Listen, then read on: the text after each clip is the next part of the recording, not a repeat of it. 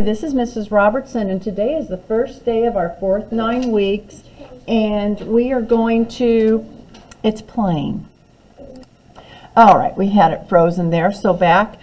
Today is March 14th, 3.14, and that is known, March 14th is the same thing as pi, so it is known as Pi Day.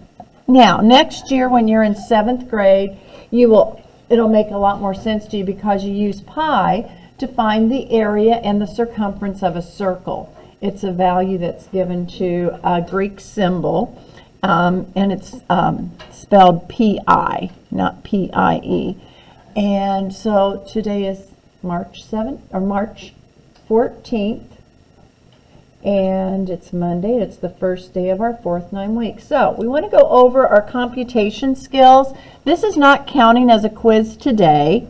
On Friday, I will give you one, and you'll have to do the front and the back. I'll give you 30 minutes, and you'll need to have it complete in 30 minutes. But let's go over how to do these problems. It'll look like this, but it'll have different numbers on it. Okay, 2 times 6 is 12. Put down a 2, carry a 1. 2 times 3 is 6 plus 1 is 7. 2 times 1 is 2. Now I'm going to multiply by the 1, but there is one number behind it, so I have to add a place value 0. Now I multiply by 1. 1 times 6 is 6, 1 times 3 is 3, 1 times 1 is 1. And we add these two lines together. And did everyone get 1,632? And then you write your answer over here, because on Friday I will grade them quickly. I line the papers all up and I just check the answers here, and I can grade them very quickly. All right, number 2, we are adding fractions, but we have to find a common denominator. It's called finding your least common multiple. What's the least common multiple between an 8 and a 6? Well, it is 24. You take the largest digit, 8. 8 times 1 is 8. 6 won't divide 8. 8 times 2 is 16. 6 won't divide 16. 8 times 3 is 24. 6 will divide 24. So we're going to change them to 24s. So you have 12 and something over 24 plus 4 and something over 24. 8 times 3 is 24, and 5 times 3 gives you 15. 6 times 4 is 24. 1 times 4 is 4. And now we add our top numbers together. Did Miss Klein come in here and do something? She gave like Oh, okay. And when we add them together, your whole number is 16. And your fraction is 19/24. Did everyone get 16 and 19/24? Fix it if you don't, and you can go back and watch this video. In number 3, 78 hundredths plus 42 hundredths. Line up your decimal points and then just add. Make sure when you add or subtract decimals, you line up your decimal point. 8 plus 2 is 10. Carry a 1. That's 1 and 2/10 are 1 and 20 hundredths. Now, or you could write 1.20. This one, I forgot to write the answer on the answer blank. It's 16 and 19/24. Any questions? Is everyone good with the front row? Put a happy face if you are good with these problems. Now let's go to the next one. We are subtracting in number 4. I'm going to rewrite this problem vertically. 7 and 4/9 minus 2 and 1/3. What's your common denominator between, because when you add and subtract, you have to find a common denominator. What will that be between a 9 and a 3? 9. Yeah. How do you do that? 9's the largest digit. Will 3 divide 9? Yes. So you notice how up here for 8, 6 wouldn't divide 8. It wouldn't divide anything until I got to 24. So here at 9, 3 divides 9, so it can stay that. So this stays the same. 3 times what is 9? 3 times 3 is 9. 1 times 3 is 3. Now, 4/9 minus 3/9 is 1/9. And don't forget your whole number. Whole number 7 minus whole number 2 is whole number 5. 5 and 1/9. Any questions? All right, number 5.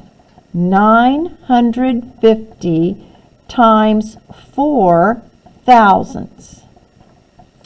Multiply by the 4. 4 times 0 is 0. 4 times 5 is 20. Put down a 0, carry a 2. 4 times 9 is 36. Plus 2 is 38. Now, how many numbers are behind the decimal point in this problem? 1, 2, 3. So in the product, which is the answer, you have to have 3 numbers that live behind the decimal point. So the answer, 3 8/10, that's the same thing as 3.800. Any questions? All right. In number 6, there's no decimal with the 9, so it goes behind it. Okay? When you say $9, they don't always put the .00 behind it. You just know when there's a whole number without a decimal, the decimal is behind it. So we are adding 3 numbers. I'm going to line my decimal points up and now put in my numbers because that's just the safest thing to do. 9 plus 3 65/100 plus 82/100. Now you can fill your empty spots with zeros if you want to. 5 plus 2 is 7. Well, my ink pen, there we go. 6 plus 8 is 14. Put down a 4, carry a 1, plus 9 is 10, plus 3 is 13. 13 and 47/100. Any questions, kids? All right, let's go on to number 7. There's no decimal point, so it goes behind the 12. I'm subtracting number, my answer. So I have 12 minus 1 and 35/100. What must I do before I can subtract? What do I put above the 3 and the 5? Zeros. You can't say the answer is 11.35. Oh, no, no, no. $12 minus $1.35. Think of it like money. You borrow from the 2, it turns into a 1. That turns into a 10. You borrow from the 10, it turns into a 9, and that turns into a 10. 10 minus 5 is 5. 9 minus 3 is 6. 1 minus 1 is 0. The answer, 10 and 65/100. Any questions? All right, number 8 is a division problem. So it's keep, change, flip. Remember, that's what you do when you divide. So we're going to write 5 as a fraction. 5/1. Remember, you can just gently pick it up and put a 1 underneath it. Times, I'm going to flip that. 2/1. That equals 10/1 or 10. Another thing, 5 divided by a half. How many halves are in a 5? You would have a total of 10. Any questions? Let's look at how to do number 9. In problem number 9, simple, easy multiplication problem. 94 times 27. 7 times 4 is 28. Put down an 8, carry the 2. 7 times 9 is 63, plus 2 is 65. Now, I'm going to multiply by the 2. I have to put one place value 0 down because there's one number after the 2. 2 times 4 is 8. 2 times 9 is 18. Add them together. Let's see. That's what, 15? Carry a 1. Did you get 2,538, kids? All right, let's put a happy face here if you're good how to do those 3 problems. And in the row above, if you know how to subtract, multiply, and add decimals and subtract fractions, let's put a happy face there.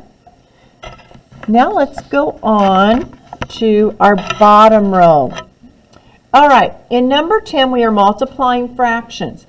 Kids, when you multiply fractions, you have to change them to improper fractions. So you gently pick 36 up and put a 1 underneath it, and you change this to an improper fraction.